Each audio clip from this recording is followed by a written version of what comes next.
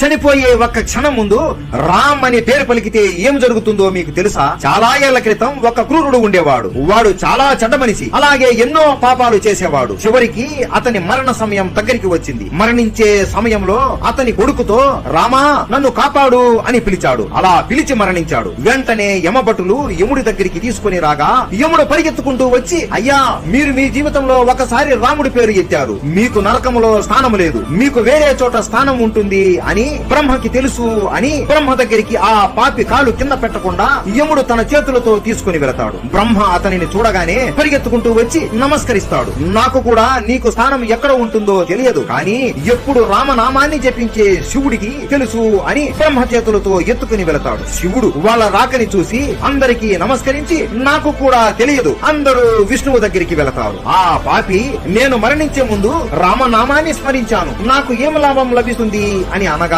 విష్ణువు నీలాంటి పాపికి కూడా ఒకసారి నీ జీవితంలో రామనామాన్ని జపించడం వలన త్రిమూర్తులని ఒకేసారి దర్శించుకున్నావు, అలాగే నీకు నా హృదయంలో చోటు ఉంటుంది అని చెబుతాడు.